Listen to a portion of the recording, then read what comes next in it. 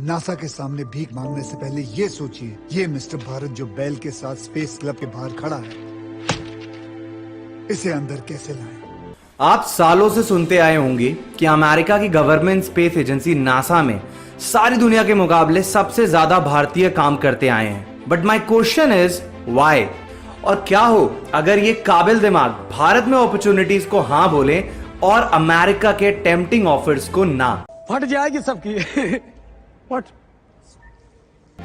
आज की ये कहानी एक ऐसे ही जीनियस के बारे में है जिसके साइंटिफिक इनोवेशंस की वजह से भारत चांद, सूरज और मंगल तक अपने स्पेस मिशंस को भेज पा रहा है और आज वर्ल्ड स्टेज पर भारत एक स्पेस सुपर पावर बनके उभर गया है। But the saddest part of the story is कि इतना कुछ करने के बाद भी हमने उस जीनियस ब्रेन को 23 साल लंबी शर्मिंदगी और एक देशद्रोही का टैग दे दिया। मैं बात कर रहा हूं भारत के रॉकेट मैन कहे जाने वाले श्री नंबी नारायण की। 1 जुलाई को रिलीज हुई movie rocketry the Nambi effect इन्हीं सवालों का जवाब दे रही है।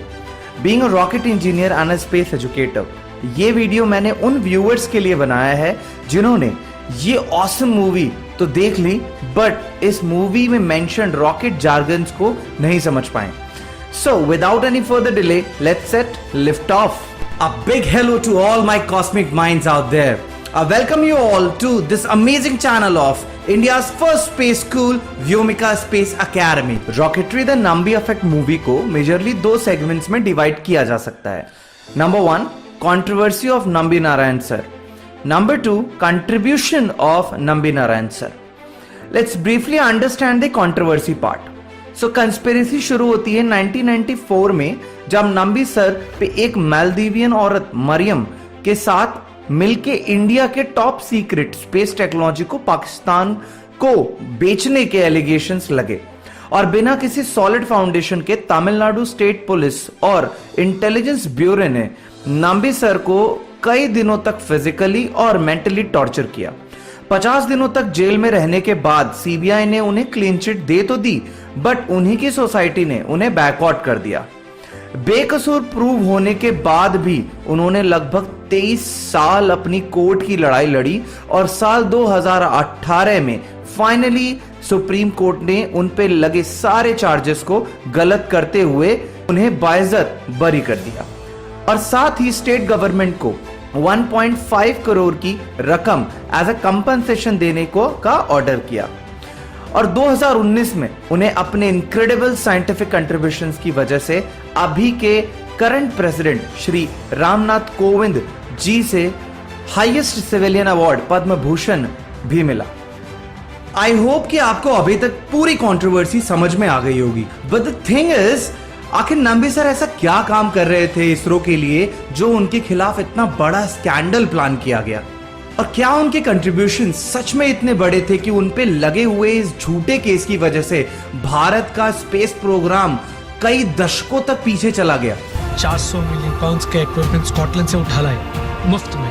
हमारे साइंटिस्ट को फ्रांस भेजकर उन्हीं का इंजन उनसे ही बेहतर बना दिया। रशिया में क्रायोजेनिक इंजन अमेरिकन के नाक के नीचे से निकाल लाए। पागल होने की ताकत आपसे बेहतर और कौन समझ सकता है। नंबी सर के कंट्रीब्यूशंस को समझने से पहले एंड उन्हें एडमायर करने से पहले आपको रॉकेटरी के कुछ बेसिक्स समझने होंगे। टिपिकली किसी भी एक रॉकेट में ये 4 सिस्टम्स होते हैं।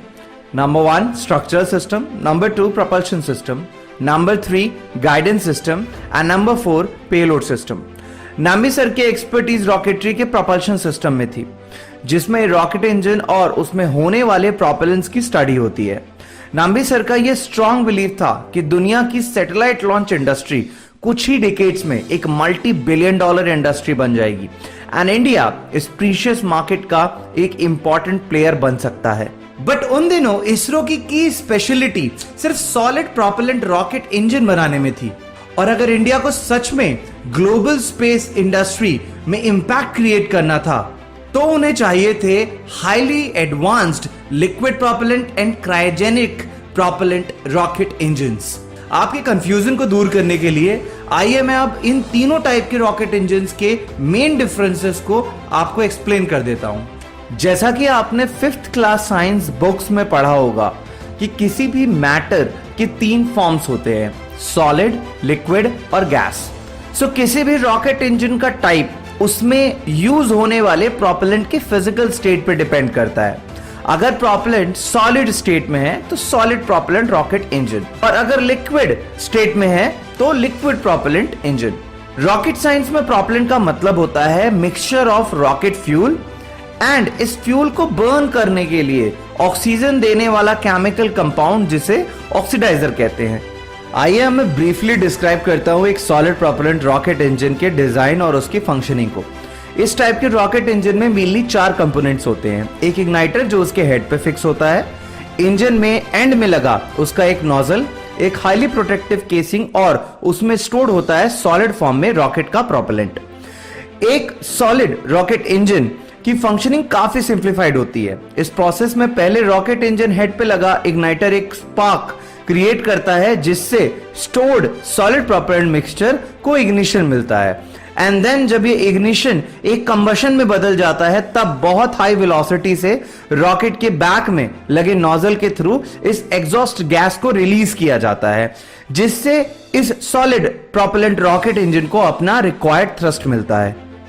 और वहीं दूसरी तरफ एक liquid propellant engine in comparison to a solid propellant engine highly efficient होता है, बट साथ ही उसका डिजाइन एक्सट्रीमली कॉम्प्लेक्स भी होता है एक सॉलिड प्रोपेलेंट इंजन के मुकाबले। एक लिक्विड प्रोपेलेंट इंजन में मेनली 7 कंपोनेंट्स होते हैं। एक रॉकेट फ्यूल स्टोरेज टैंक, एक ऑक्सीडाइजर स्टोरेज टैंक, एक या एक से ज्यादा टर्बो पंप्स, एक कंबशन चैम्बर, एक फ्यूल इंजेक्टर स्लैश डिफ्यूजर, एक इग्नाइटर और फाइनली एक हाईली एफिशिएंट रॉकेट नोजल। अब आइए एक हाईली लिक्विड प्रोपेलेंट इंजन की फंक्शनिंग को समझते हैं। सबसे पहले स्टोरेज टैंक में रखे हुए लिक्विड फ्यूल और लिक्विड ऑक्सीडाइजर को उनसे कनेक्टेड वॉल्व्स के थ्रू टर्बो पंप तक लाया जाता है। देन दोनों ही लिक्विफाइड केमिकल्स को हाई प्रेशर के साथ इंजन में लगे इंजेक्टर तक पुश किया जाता है। उसके बाद ये इंजेक्टर फ्यूल और ऑक्सीडाइजर को अच्छे तरीके से मिक्स करके कंबशन चैम्बर में इंजेक्ट कर देते हैं और कंबशन चैम्बर में आने के बाद उसे एक इग्नाइटर के थ्रू बर्न किया जाता है, जिससे highly dense exhaust gases release होती हैं और रॉकेट साइंटिस्ट इन्हीं एग्जॉस्ट गैसेस को रॉकेट इंजन के नोजल के थ्रू हाई वेलोसिटी से बाहर रिलीज करके इंजन से रिक्वायर्ड स्पेसिफिक इंपल्स को रिसीव करते हैं। लेमन टर्म्स में स्पेसिफिक इंपल्स का मतलब होता है कि आप जब 1 लीटर या 1 किलोग्राम प्रोपेलेंट को बर्न करते हो तो आपको कितना फोर्स या थ्रस्ट मिलता है हर सेकंड आपके डिजाइन किए गए रॉकेट को लिफ्ट करने के लिए। नंबी सर ये जानते थे कि भले ही आज भारत को एक poor, corrupt and slum nation की तरह देखा जाता है, मगर यही वेस्टर्न नेशंस एक दिन इंडिया को उसके स्पेस मिशंस के लिए पहचानेंगे और अपने इसी विजन को कंप्लीट करने के लिए उन्होंने प्रपोज किया इंडिया का पहला लिक्विड प्रोपेलेंट इंजन बनाने का प्रोजेक्ट, जिसका नाम था Vikas engine, short for Vikram Ambalal Sarabhai. और आज इसी इंजन की मदद से इसरो ने अंतरिक्ष में उड़ान भरने वाले कई रॉकेट्स को डिजाइन कर दिया है, जिसमें से सबसे इंपॉर्टेंट रॉकेट है polar satellite launch vehicle also known as PSLV, जिसे इसरो का वर्क हॉर्स भी कहा जाता है। जी हाँ, मैं उसी PSLV की बात कर रहा हूं जिससे भारत का सबसे पहला मून मिशन चंद्रयान 1 और सबसे पहला मार्स मिशन मंगलयान 1 लॉन्च किया गया। नाम्बी सर के डिजाइन किए गए इस विकास लिक्विड प्रोपेलेंट इंजन को PSLV रॉकेट के सेकंड स्टेज में यूज किया जाता है। इसके अलावा विकास इंजन के मॉडर्न डे वेरिएंट से ही चंद्रयान 2 को कैरी करने वाले रॉकेट GSLV Mach 3 का कोर स्टेज भी पावर किया जाता है। और भारत के स्पेस प्रोग्राम के भविष्य को पलट के रख देने वाले गगनयान मिशन में भी इसी इंजन की मदद से हमारे काबिल व्योमनॉट्स स्पेस की सैर करेंगे। इस पूरे केस में एक सबसे इंपॉर्टेंट चीज नोट करने वाली यह है कि ये एस्पेनाच केस स्टार्ट ही तब हुआ जब इसरो ने 1994 में नंबी सर को प्रोजेक्ट डायरेक्टर बना दिया अपने क्रायोजेनिक डिपार्टमेंट का। और क्योंकि ये टेक्नोलॉजी उस समय कुछ ही गिने चुने देशों के पास थी, इसी का फायदा उठा के अमेरिका, फ्रांस, रशिया अपने मन माने कीमतों पर अपने क्रायोजेनिक इंजन्स को दुनिया को बेच रहे थे। This is business. I invested the money. और ह्यूमन वेलफेयर के लिए यूज होने वाले सभी इंपॉर्टेंट सैटेलाइट्स जैसे कम्युनिकेशन, नेविगेशन, वेदर, रिकॉग्निशंस और रिमोट सेंसिंग सैटेलाइट्स इसी क्रायोजेनिक इंजन की मदद से अर्थ के अराउंड जियो स्टेशनरी अर्थ ऑर्बिट में लॉन्च किए जाते हैं। Now let me quickly describe the engineering behind the cryogenic rocket engines. Cryogenic rocket engines को समझने के लिए पहले आपको अर्थ के अराउंड ऑर्बिट्स को समझना होगा, जो कि 3 मेन कैटेगरीज में अवेलेबल होते हैं। लो अर्थ ऑर्बिट, लियो, जो कि अर्थ से 100 किलोमीटर टू 2000 किलोमीटर के एल्टीट्यूड रेंज में होता है। Geostationary earth orbit, that is geo, जो कि अर्थ सरफेस से अराउंड 36,000 किलोमीटर ऊपर होता है। और इन दोनों ऑर्बिट टाइप्स के बीच में होता है मीडियम अर्थ ऑर्बिट।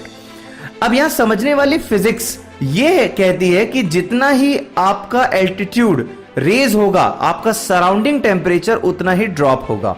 और जब हम किसी भी सैटेलाइट को जियो स्टेशनरी अर्थ ऑर्बिट में डिप्लॉय करते हैं तो उसे कैरी करने वाले रॉकेट इंजन्स को 36,000 किलोमीटर तक की ऊंचाई तक जाना होता है, जहां पर टेम्परेचर ऑलमोस्ट -150 डिग्री सेल्सियस तक नीचे गिर जाता है।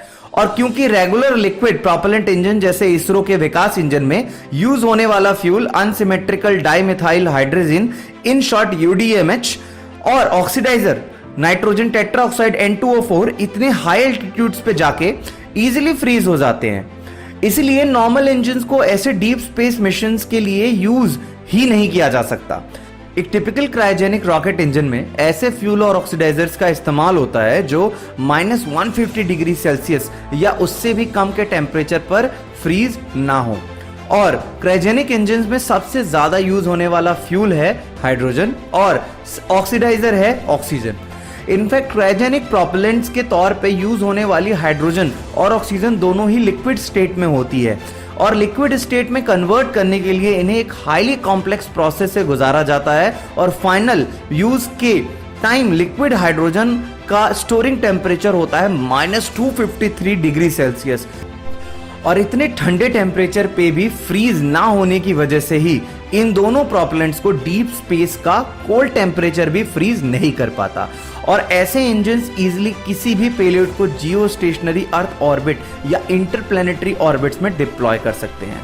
हेंस इंडिया को बहुत जरूरी थे ये cryogenic engines to really make their interplanetary missions and their deep space mission a success. और अगर भारत ये क्रायोजेनिक इंजन्स डेवलप कर लेता तो इन सभी कंट्रीज की ग्लोबल सैटेलाइट इंडस्ट्री के ऊपर से मोनोपोली खत्म हो जाती, और जो ये कंट्रीज नहीं चाहती थी। मैं मानता हूं नंबी सर की स्टोरी, उनकी biopic movie rocketry the Nambi effect में देख के इंडिया का बहुत सारा यूथ सेगमेंट ये सोचेगा कि क्या फायदा कंट्री के लिए इतना कुछ सेक्रीफाइस करने का, अपने टैलेंट को यहां पे इन्वेस्ट करने का, जब इन रिटर्न हमें कुछ मिल ही नहीं रहा। और मैं उन लोगों से सिर्फ यही कहूंगा कि जो भी हुआ वो एक अनफॉर्चुनेट एंड प्लान्ड स्कैंडल था, और उसमें साफ तौर पे किसी की भी गलती नहीं थी। बट 2022 का भारत बिल्कुल अलग है, और आज भारत को जरूरत है अब्दुल कलाम, विक्रम साराभाई, होमी भाभा और नंबी नारायणन सर जैसे काबिल दिमागों की, जो भारत के स्पेस प्रोग्राम को नई ऊंचाइयों तक ले जाए। So thank you very much for watching this video. Govind Yadav signing off. जय हिंद। कि आने वाले सालों में और बहुत ही जल्दी, बहुत ही शीघ्र, आपके अनुमान से भी ज्यादा शीघ्र अंतरिक्ष में जाना हमारे लिए जरूरी हो जाएगा। अंतरिक्ष हमारी जिंदगी का एक बड़ा हिस्सा बनने वाला है। मून में सेटल होना पड़ेगा। हम वहाँ के एलिमेंट्स को शायद परख कर ऐसे एलिमेंट्स ढूंढने पड़ेंगे जो हमारे एलिमेंट्री टेबल में नहीं है, जिसकी वजह से शायद ऐसे दवाएं निकल जाएं जो हमारे जो डिजीज यहाँ पे हैं जिसे हम ट्रीट नहीं कर पा रहे, उसके कोई हल निकल आए। हमें मार्स जाना जरूरी होगा। कहा जाता है कि पहले ज़माने में जिस इंसान के पास ज़मीन थी, जिसके ज़मीन पर उसका काबू था, कंट्रोल था, वो राजा था। उसके बाद जिन लोगों ने समुद्र पर कंट्रोल कर लिया, वो देश के सबसे माहिर और स्ट्रॉन्ग नेशन बन गए। फिर those that control the skies in the air, they started ruling the world and they were the most powerful nation. But now it is space, the final frontier. जिसको कंट्रोल होगा space के बारे में, जो space के बारे में ज़्यादा जानेगा और उसका कंट्रोल रख पाएगा, वही इस दुनिया में सबसे सर्वश्रेष्ठ नेशन रहेगा। और इंडिया में ये काबिलियत है। The exploration of space will go ahead, and it is one of the great adventures of all time.